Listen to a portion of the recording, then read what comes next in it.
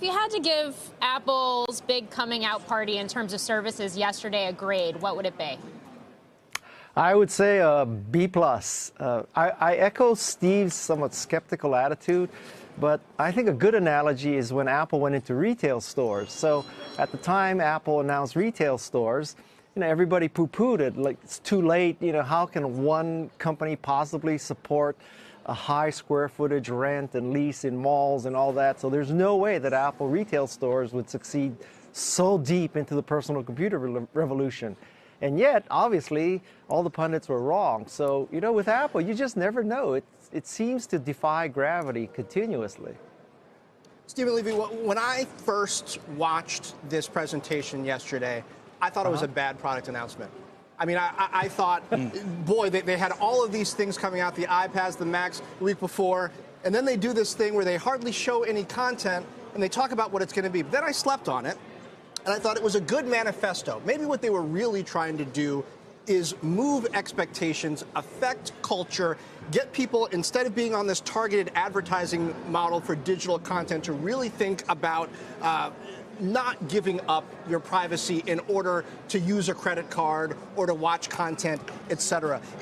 Is that what this is really about? Because this isn't the problem with TV that Steve Jobs was trying to solve all those many years to get it on Roku.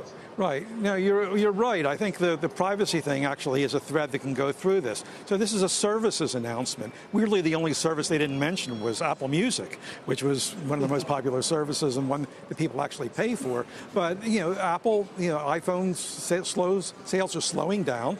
So Apple says, we're already a very big services company. Let's double down on that and take on the big giants in video services like Netflix. My problem with that is that I've been waiting for years for Apple to solve the living room.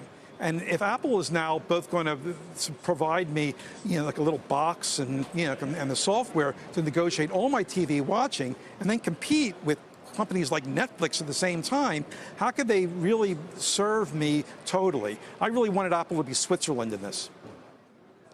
Guy, why don't you think we got any information on pricing? I mean, only the news service. Did we get any details in terms of pricing or potential bundle, which I think a lot of investors and a lot of consumers would like to see in terms of all these services? That's an interesting question. I mean, obviously, if they didn't announce pricing, it's because they can't announce pricing. They probably would prefer to. And until pricing is announced, as Stephen said, we really don't know who's going to jump to it. You can bet that Apple's never going to be the cheapest solution in town. But again, pounding a dead horse, now you should never count Apple out. And Stephen and I have been following Apple since 1983. It's been a long and interesting ride. Yeah, and it's been of course noted because of their great innovation. But Guy, did you see a lot of innovation on that stage yesterday? Again, going back to the retail example, was there a lot of innovation there? No, but from Apple's perspective, if they got all these devices, they have all this information, they all have all these relationships, why not tap into it? And so I think, 4 or 5 years from now, we'll look back and say, wow, that was a genius move. Apple went from simply a device company to a device and services company, higher margins, the genius of Tim Cook. Or 4 or 5 years from now, we'll say, what was Apple thinking? It's a device company, it's not a services company. And I don't think anybody can predict that yet. I saw some innovation yesterday when they announced their credit card. They said, those little charges you see there, and maybe it's an address or a phone number. They're going to go and tell you what those things are, do machine learning with it. They're not going to charge user fees. So they've really rethought what a credit card is. They brought some innovations over from smart financial apps that we've seen in the past and rethought what a credit card can be. And that, I thought, was Apple at its best, rethinking an experience and making it easier for customers. So, Stephen, how does this play out? It seems to me we've got WWDC coming up in the summer. We expect an iPhone announcement in the fall. These services, the major ones, TV Plus and Arcade, are also supposed to launch in the fall.